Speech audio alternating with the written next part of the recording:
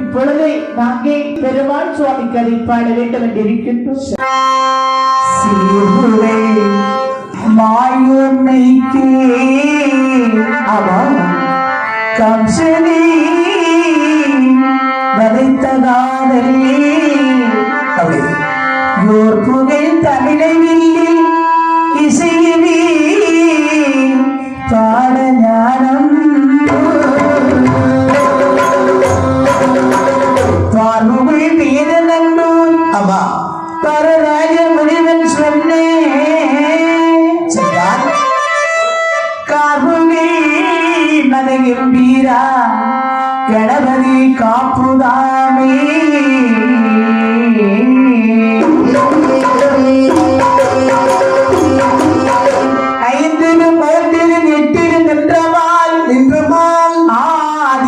உலகேளும் வளர்ந்தமா சரிதான் கம்சனை அன்று நெஞ்சை பிளந்தமா அப்படி கருவூரே செய்த ஹரிகிரி ராமனே ராமனே ராமனே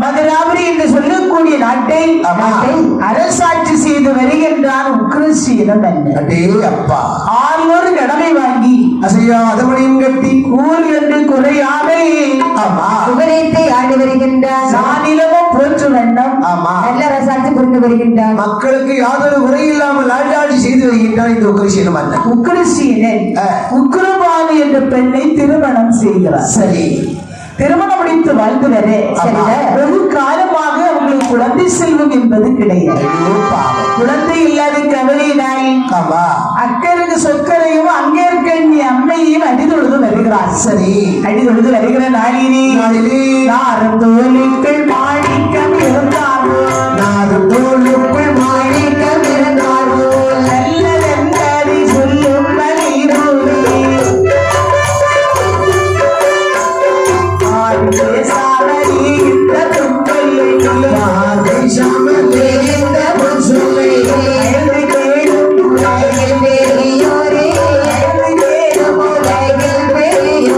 Thank you.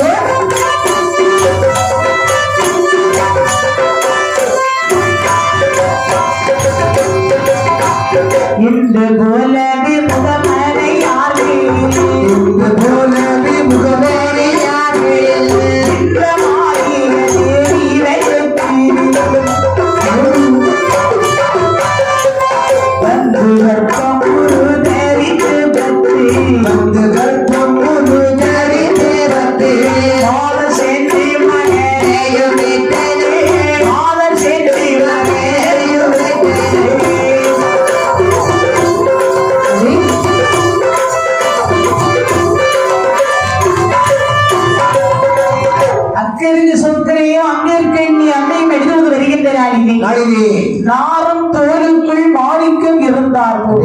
அப்பா இவன் கர்ப்பமாகிறான். அப்படி என்ற அதாவது இந்த உக்ரசேனுடைய மனைவி உக்ரபாகு அவள் நந்தவனத்தில் உலாவிக் கொண்டிருக்கின்ற போது சரி பூக்கள் மேல் வண்டுகள் ரீங்காரம் செய்கிறதோ அவன் அந்த தேனை குடிக்கிறதுமாக இருக்கே சரி இதை அறிந்து கந்தருவன் அவளோடு இச்சை கொண்டான். 1000 தலையுடைய கந்தருவன் சரி அவளோடு உக்ரசேனை போல் வெடிவடத்தை இச்சை கொள்ள கணவன் தான் என்று இவன் பேசிக் கொண்டிருக்க அவன் ஊமமாடு போல தலையை ஆட்டிட்டு இருக்கான். கள்ளனுக்கு நல்ல புத்தி தானே இருக்கும். உண்மைதானே. நல்லவங்க எப்பவும் நல்லதான் நினைப்பாங்க, அமைதியா இருப்பாங்க. மனுஷன்ல எவ்வளவோ சைஸ் இருக்கு, அவங்க நிறைய சைஸ் இருக்கு. ஆனா கிலோமணக்கில் இருக்கும். இவன் உக்ரசேனவும் குரல் கொடுத்து பேசுறான். சரி ஆனாலும் இந்த அம்மா கண்டுபிடிச்சிட்டான். உடனே சொல்றாங்க வந்துருவேன் என்ன உக்ரபானு எனக்கு உக்ரபானு உனக்கு ரொம்ப கவலை எப்படிதானே? ஒரே கவலை தான். உன் கவலை நான் தீர்த்துட்டேன். இன்னோடு உன் கவலை முடிஞ்சு. அப்படியா? என்னால் உனக்கு ஒரு பிள்ளை பிறக்கும், அதை நீ வளர்த்து கொள் என்று சொல்ல உடனே உக்ரபானுக்கு கோபம் வருது. கள்ளனுக்கு பிறக்கக்கூடிய பிள்ளை அது கள்ள பிள்ளையாகத்தான் உண்மைதான் என்று சொல்ல அதான் நாரும் தோலுக்குள் மாணிக்கம் இருந்தார்கள் போலே இவள் 10 மாதம் சுமந்து சரி அழகான ஒரு பாலகரை பெற்றெடுத்தார். புறவேட்டி கொப்பாடி நீக்கி கொடியறுத்து குளிப்பாட்டி செய்து விட்டி அருமையாகவே தாளாட்டுகிறார்கள். தாளாட்டி சீராட்டி அவன் பிள்ளையோட வரவை பார்க்கின்ற போது எப்படி இருக்குது சோதரர் சொல்லுகிறார். என்ன சொல்லுகிறார்? உக்கிர சேரே உக்கிர சேரே உக்கிர சேரே உக்கிர சேரே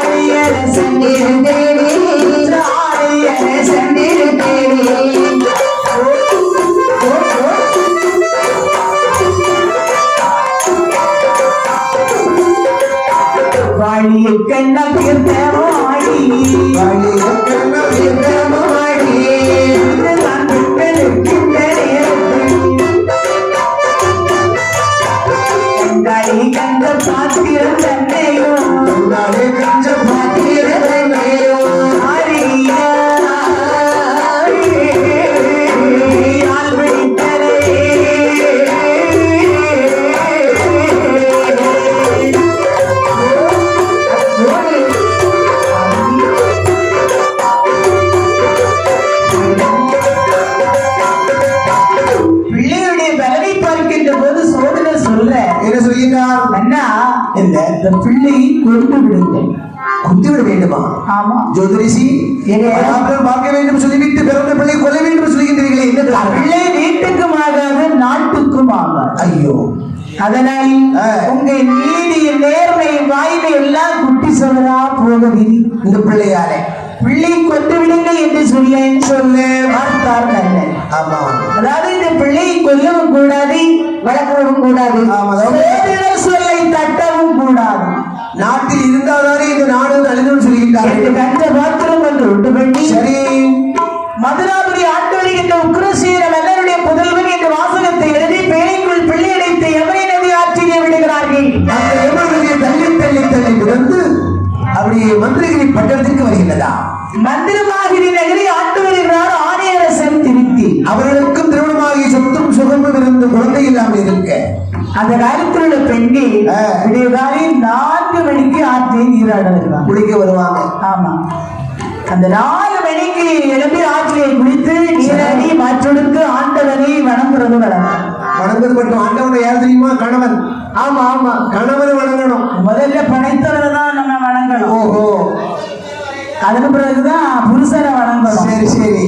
அப்போது இவள் ஆற்றிலே விதத்து அந்த பெட்டகத்தை கண்டெடுத்து அரண்மனையில் வந்து பிறந்து பார்க்கிறார்கள். ஆமா, இது பாருங்க, அழகான ஒரு குழந்தை இருக்கு. ஆமா, இன்று முதல் இந்த பிள்ளை நம்ம பிள்ளை. அதனாலே என்று கண்ட பாத்திரத்தில் வந்த தன்மையால் கம்சராஜன் என்று பேசுகிறார். நாளில் வெள்ளம் எழுதின மேரியாக வளர்த்து வருகிறார்கள். ஆமாம், 5 வயதிலே பாடசாலையில் படிக்க வைக்கிறார்கள். படித்து வரும்போது சப்த யானைகளை படைத்த இந்த கம்சன் மற்ற பிள்ளைகளை அடிக்கிறான், உதைக்கிறான். அடிவதை பிறக்க முடியாத குழந்தைகள் ஆற்றிய பிறந்து வந்த அனாத பையன் அனாதைன்னு ஒரு வார்த்தை கடுத்து சொன்னா பாருங்க, எனக்கு வருத்தம் வந்து ரொம்ப வேதனை. அனாதை நான் இங்க இருக்க கூடாது என்று வழிபடுத்த மறுபதி மறுபதி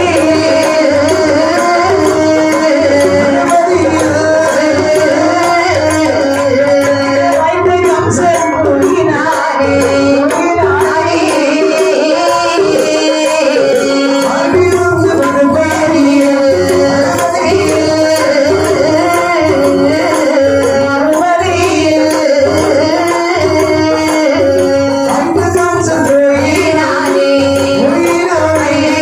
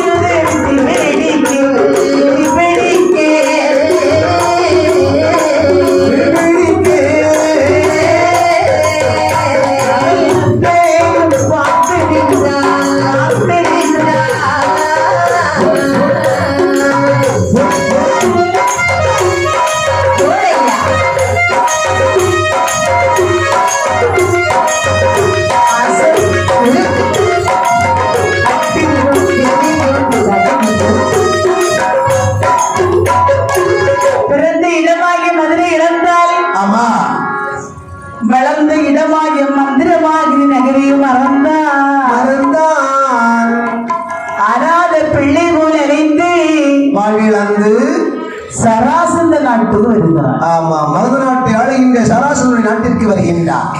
அங்கே அண்ணாவை வசூலியவரானவர் பற்பல குழந்தைகளுக்கெல்லாம் வில்வித்தைகளை கற்றுக் கொடுத்துக் கொண்டிருக்கின்றார். உச்சு பார்க்கிறான். சிறு பிள்ளை இல்லவா, ஆர்வம் உள்ள பிள்ளைங்க. ஆமா, அது ஆர்வமா பார்க்கும். கண்டிப்பா ஒரு நாள் சொல்லி கொடுத்தா அதை உடனே அப்படியே சொல்லும். உண்மைதான், அதான் நல்ல பிள்ளைங்க அடையாளம். ஆமா. உற்று பார்க்கிற போது பார்த்தார் வசதியில. சரி, அப்பா பாலகா, ஐயா, உனக்கு எந்த ஊரு, எந்த தேசம், எந்த ஊரு, எந்த தேசம், எந்த ஊரு, எந்த தேசம், எங்கிருந்து வந்தாய், எந்த ஊரு, எந்த தேசம், எந்த ஊரு, எந்த தேசம், எந்த ஊரு, எந்த தேசம், எங்கிருந்து எங்கு வந்தாய், எங்கிருந்து எங்கு வந்தாய், அகிலமும் போற்றுகின்றே,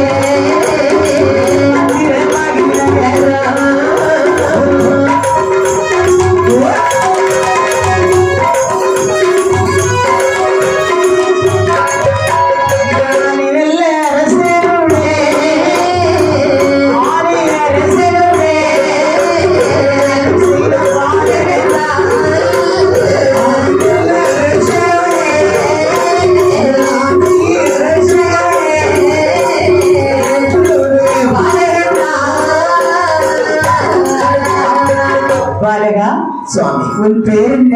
சுவாமி, என்னுடைய பேர் கம்சன். உன் அப்பா அம்மா யாரு? என்னுடைய அப்பா அம்மா ஆணையரசு திருத்தேவி. நீ இங்க வந்து நிக்கிறியே என்ன?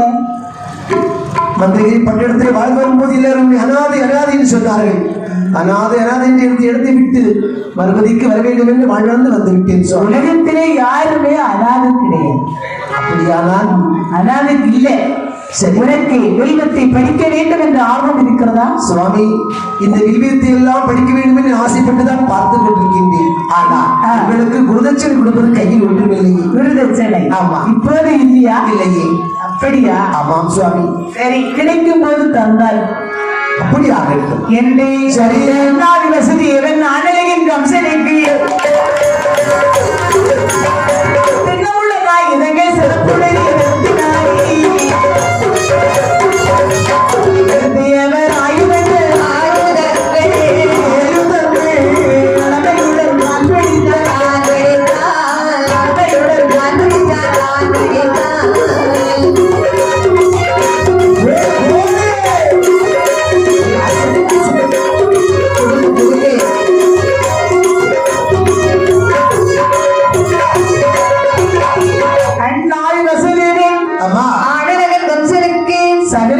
கற்றுக் கொடுக்கிறார். ஆமா, வில்வித்தைகள் கற்றுக் கொடுத்தார். காலை பருவத்தை அடைந்தார். காலை பருவத்தை அடையும் போது மகத நாட்டை ஆண்டு வரும் சராசந்தனோடு சிங்க முகாசுவன் என்ற ஒரு மல்லர் படையெடுத்து வருகிறார். வருகின்ற வழியெல்லாம் அனைத்து கைப்படுத்தி விட்டு அவர் தேசத்தில் வந்து சத்தம் போடுகின்றார். அப்போது பார்த்தார் இந்த சராசன், என்ன இவனை கொல்வதற்கு நம்ம நாட்டில் வீரர்கள் யாருமே இல்லையா என்று பரிசாற்றே.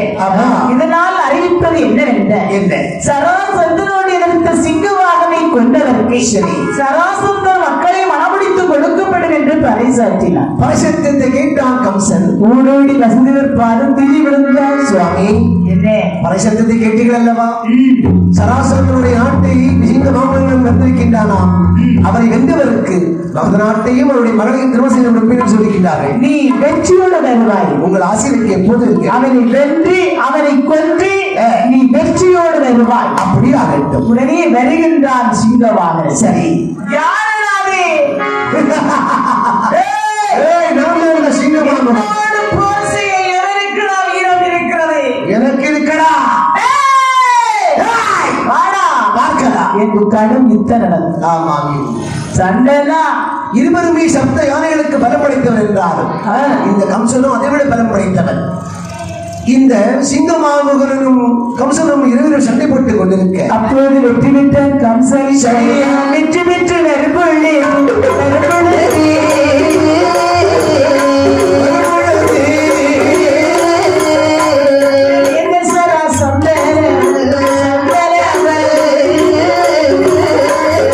வெற்றி பெற்ற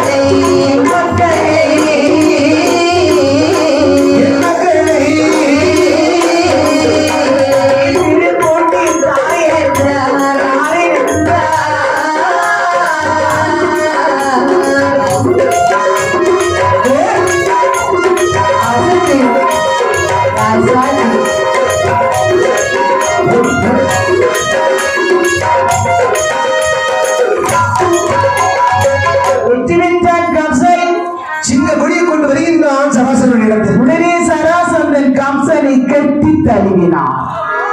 பலே பலே. அப்படி ஒரு ஆண் சிங்கத்தை தான் நான் எதிர்பார்த்தது மட்டுமல்ல, சிங்க மாமுகனை கொண்டவருக்கு நாட்டையும் உலகையும் திருமணம் முடித்து சொல்லிட்டேன் அல்லவா. அதாவது என் மக்களோட கல்யாணம் பண்ணிதாரா அஸ்தி பிரஸ்தி. பிள்ளைகளை பார்க்கணுமா? உங்களை பார்த்தாலே பிள்ளைகள் பார்த்தது அஸ்தி அது பிரஸ்தி. அழகாக இருக்கின்றார்கள். லட்டு போல இருக்க. ஆமா, கொஞ்சம் குட்டு போல அழகா இருக்கும். கல்யாணம் முடிஞ்ச பிறகு இல்ல ஆகாரம் போட்டுச்சா போதும், அதெல்லாம் போட்டு பிடிக்கும் போல.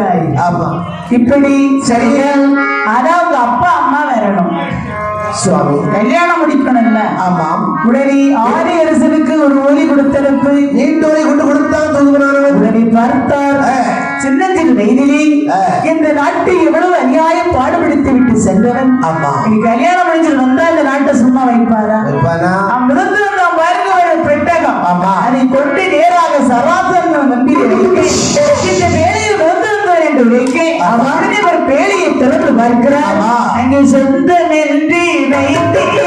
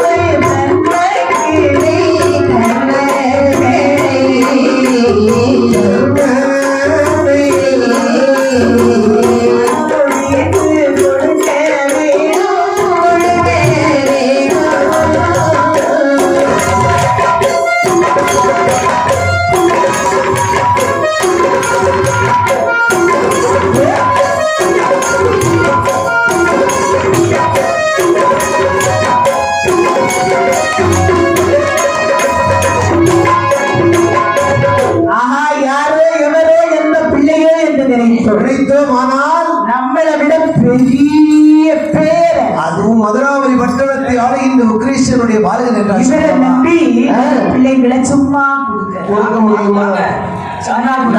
படைபலத்துக்கு கோடி கொடுத்தாலே தெரு கோடியா இருக்கு. ஆமா, சும்மா கொடுத்தா என்ன நிலைமை? நீங்க சும்மா கொடுத்தாலும் சரிதான், சும்மா இல்லாம கொடுத்தாலும் சரிதான். சரிதான். நீங்க பறைசாட்டியது போல சிங்கமான் கொண்டு விட்டு அதனால மகளை இப்படியே நீங்க வருத்தப்படாது. உங்களுக்கு பல கோடி சீதனை நான் தரும். அப்படியா?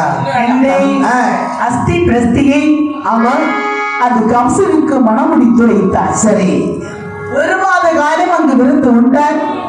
சொந்த நாடு மதுராபுரி என்று அறிந்து நேராக மதுராபுரிக்கு வருகிறார். சரி, அங்கே எதிராளி தாய்தகப்பல், எதிராளி தாய்தகப்பல்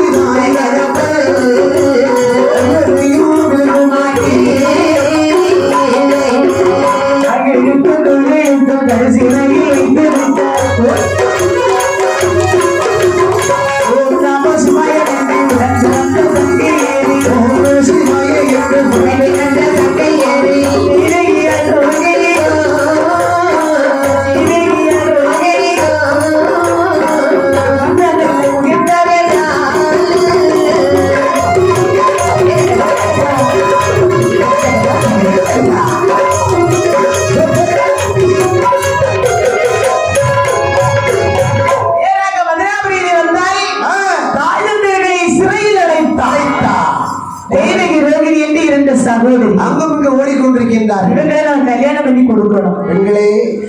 அப்போது வசுதேவருடைய, அதாவது வசுதேவருக்கு நம்ம குருதட்சணை கொடுக்க ஒன்றுமே கொடுக்கவில்லை. கேட்ட வசுதேவருக்கு தேவகி ரோகிணியை மனமுடித்து கொடுக்கிறார். மனமுடித்து கொடுத்து நாட்டை இரண்டாக பிரிக்கின்றார். அங்கே சிங்காரம் ஆகியவை முதிர்ந்தோர்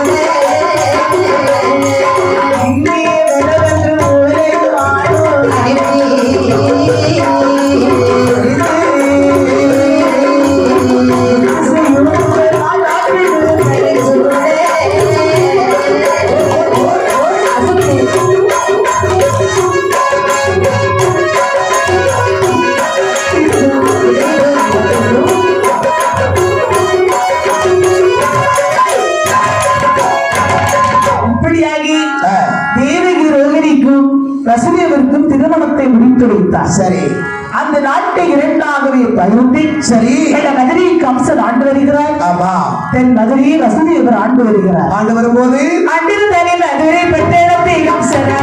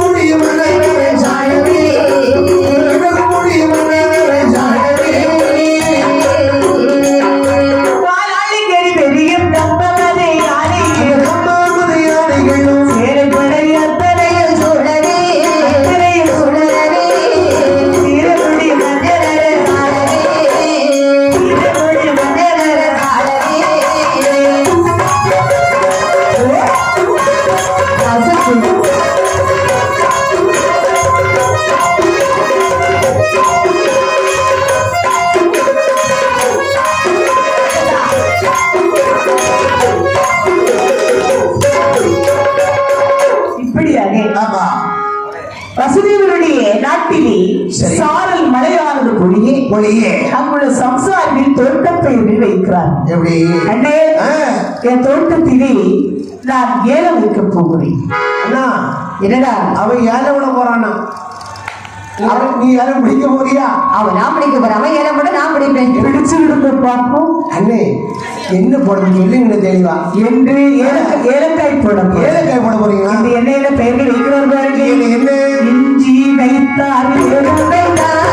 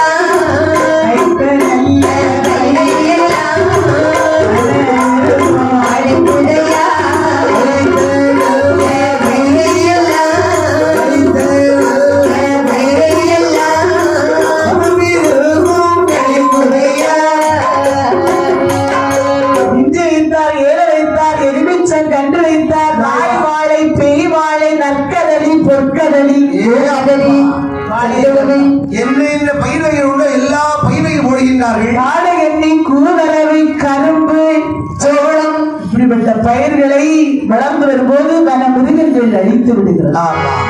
குடிமக்கள் ஒன்று திரண்ட மன்னரிடத்தில் முறையிட மன்னன் வேட்டைக்கு புறப்படுகிறார். சரி, இது அறிந்த தேவகி ரோகிணி, அண்ணா தாங்கள் எங்கு செல்கின்றீர்கள்? அண்ணன் வேட்டைக்கு செல்கின்றேன் அம்மா. என் அருமை அல்ல, என்ன அண்ணன் வேட்டை ஆடுவதே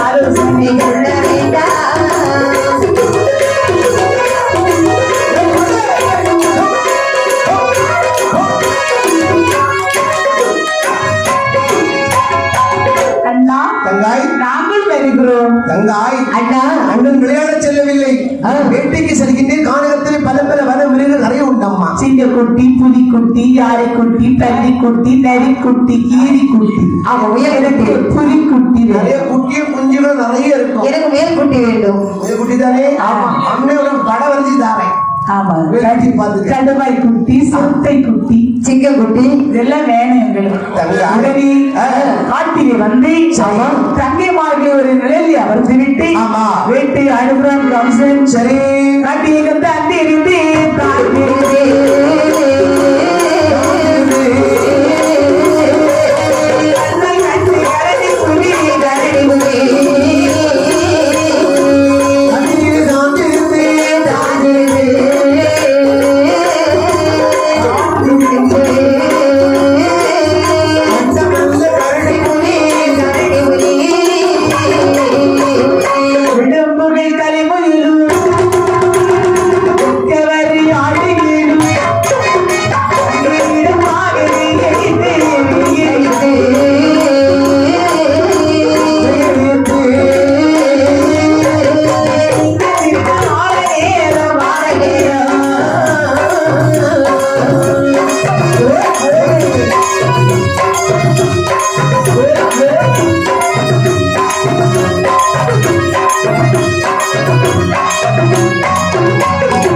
காட்டிலே மன்னன் வேட்டையாடி முடிந்து வருகிற போது இவங்களுக்கு தண்ணி தாக வேற பசி வேற. ஆமா அண்ணா, பசியாக இருக்கிறது அண்ணா. அண்ணா, அது ஒரு மாமரத்தில் மாங்கனி இருக்கிறது பாருங்க, அதை பறித்து தாருங்கள் என்றார். அதை பறிக்கவர் களையெடுத்தார், செதுக்கவர் களையெடுத்தார், 8 துண்டாக வெட்டி தேவிக்கு கையிலே அருந்து கொடுத்தார். தேவிகள் 8 துண்டை சாப்பிட்டு விட்டார். வேட்டை மார்க்க முடிந்து அப்படியே தேர் புறப்படுகிறது. அரண்மனைக்கு வந்து கொண்டிருக்கின்றார். சரி, இந்த மாமரத்தை சொந்தப்பட்ட மருத்துவ வாசகர் மனிதன் கனியை பார்க்கிறார். கனி விழவில்லை. யார் பற்றி வந்து பார்க்கும் போது உடனே ஒரு சாபம் கொடுக்கின்றார். கனியை சாப்பிட்டு வயிற்று பிறகு 8வது பிள்ளை கனி பறித்து கொடுத்தவரை சொல்லி கணவன் உரைவாரை உரையினால் தங்கை வெட்ட வேண்டும் என்று ஓங்கி வருகிறார். எத்தனை குழந்தை பிறந்தாலும் நினைத்து தெரிவது என்று வசதி சொல்ல வாயா சொன்னா நான் நம்ப முடியாது அல்லவா? சத்தியம் செய்தால் சத்தியத்தை நம்பாத இந்த கம்சனானவன் நாடறிய சிறையில் வைத்தார். ஆமா, நகைப்பானே தங்கி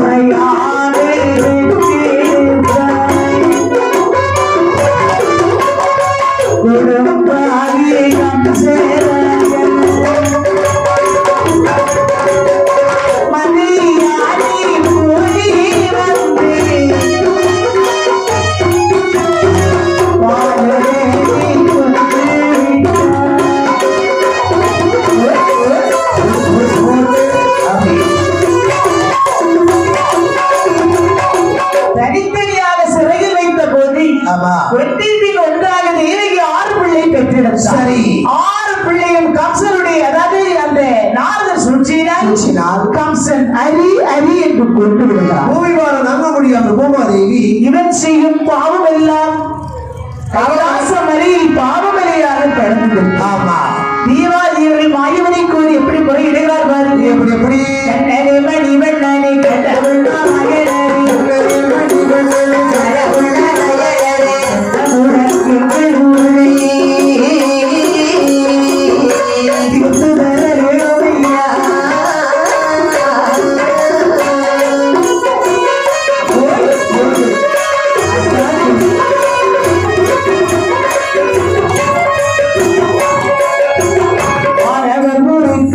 குமர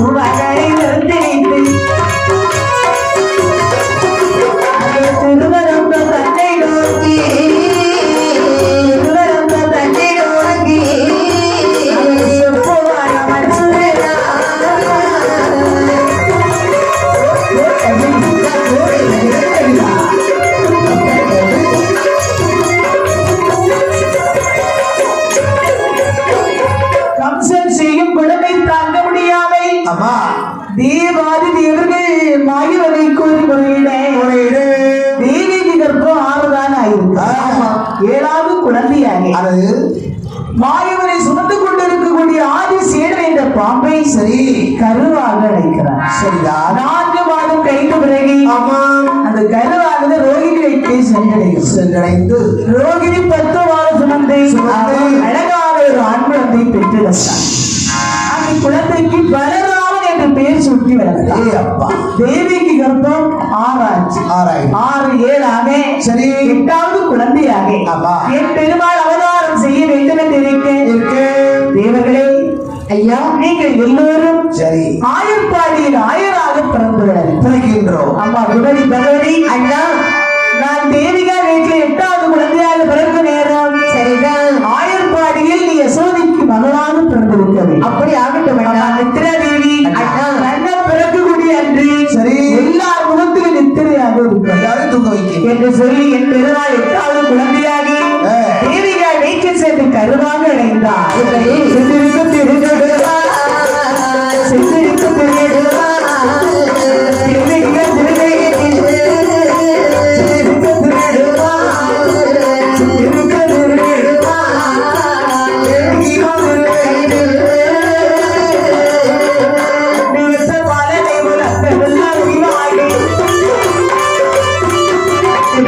தேவி வீட்டு சென்று அவர் அழித்தார்.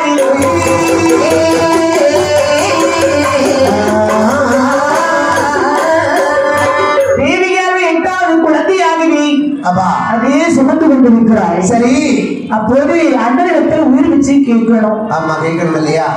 6 வெள்ளி வெட்டி என் அண்ணன் கொண்டு விட்டால் 7வது குழந்தை கருவானது கரைந்து விட்டது. ஆமா இந்த 8வது குழந்தைக்கு உயிர் வச்சு கேட்க வேண்டும் என்று சில சாலை கிடந்த கம்சனுடைய காலிலே விழுந்து அழுகிறாய். பிடித்த தேவியை பிறந்தாரால் முடித்து எட்டு வைத்தார். மீண்டும் சிறையிலே அடைத்தார். சரி சிறையிலே அழுந்துகின்ற தேவியை கண்ணீர் விட்டு அழுகிறார். ஐயோ, எனக்கு ஒரு அண்ணன் கிடைத்து விட்டான் என்று நான் ஆனந்தம் கொண்டேன் என்று அழுது புலம்பிக் கொண்டிருக்கக்கூடிய நாளிலே நான் கண்ணினல்லே பருவத்தீ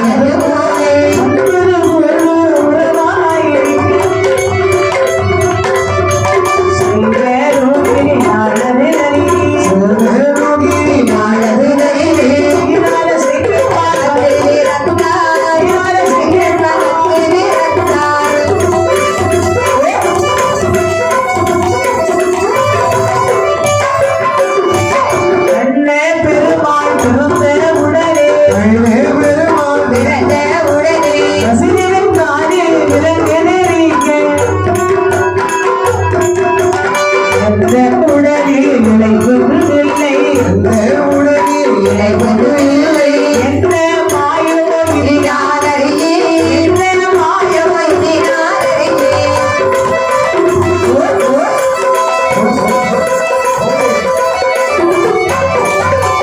சந்தோஷமாகவே இழுக்கிடவை கேட்டு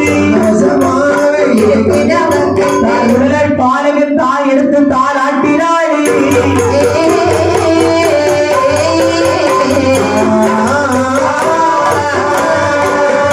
10 மாசம் பூர்த்தியாக ஆமா ஆவணி மாதத்தில் சரி ரோஹி நட்சத்திரத்திலே அழகான ஆண் குழந்தை பெற்றிருக்கின்றாள். ஆமா அஷ்டமி திதியில் ஆமா. நட்ட நடு நசி வேளையில் வேளையிலே என் பெருநாள் குழந்தையாக அவதாரம் கொடுத்தான்.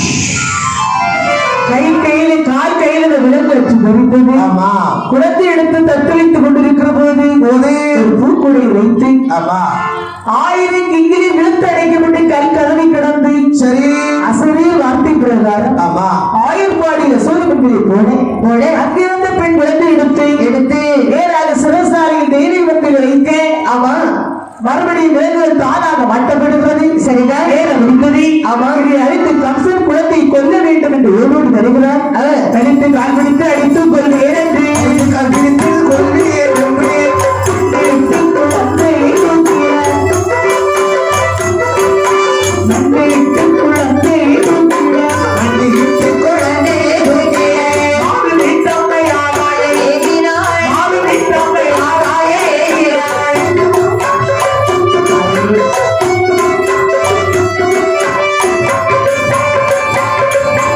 ஏகி ஆகாயம் தண்ணீரே என்றுதாய் வாழ புகழித்த வேறதி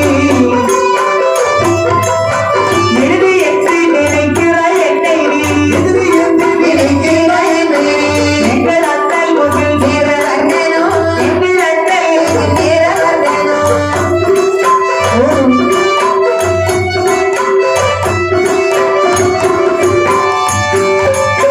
அழிவு செய்கிற முன்னை கொள்ளிருந்து அழிவு செய்கிற முன்னை கொள்ளிருந்து ஆயர்பாடியே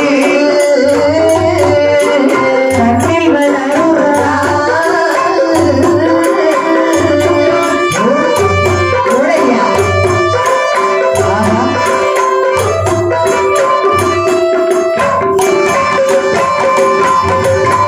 எந்த வழி தன்னை கேட்ட பொழுது எந்த மொழி தன்னை கேட்ட பொழுது எண்ணி ஏதனோ உள்ளாக நொந்துனா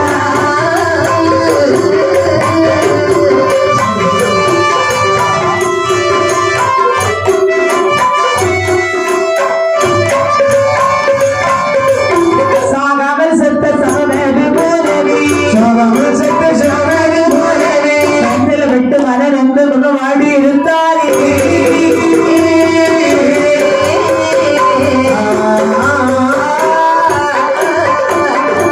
காலை பிடித்து அடித்துக் கொள்ள வேண்டும் என்று தோக்கி குமரி பகவதி சீரும் எடுத்தவன் நெஞ்சில் விதித்தான். என்னை ஏதென்று நினைத்தாயா? நான் குமரி பகவதி பகவதி. உன்னை கொல்ல வேண்டும் என்று என் அண்ணன் முடிதல வண்ணன் பார்க்கடல் வெண்ணன் கமலை கண்ணன் அனந்த சைலன் பக்தன் அவன் ஆயுர்பாடியில் வளர்ந்து வருகிறான். உன்னை எழுதி அழைத்து விட வேண்டாம் என்று சொல்லி குமரி பகவதி மறைந்தார். ஆமா சாகாமல் செத்த சவமது போலவே சத்தியமிட்டு மனம் வந்து முகமாடி இருக்கின்றார் கம்சனானவர் இதுவரை நமக்கு எதிராளி எவருமே கிடையாது. எவரையில் திடீர்னு இருக்கின்றாரே நீங்க இப்படி இருக்க ஆயுர்பாடியில் நேரம் முடிந்தது. ஆமா எல்லோரும் முடித்தார்கள். கனமகள் நாளுட புகையிதமாக கனமகிழ்நாளுட புகையிதமாக ஆதரவு பிறந்தாகிறது. கனமகளவார் குழந்தைகள் வாழ நல்லபுழவார் உறவுகள் வாழ அழகிய பாலை தன்னை எழுது அழகிய பாலை தன்னை எழுது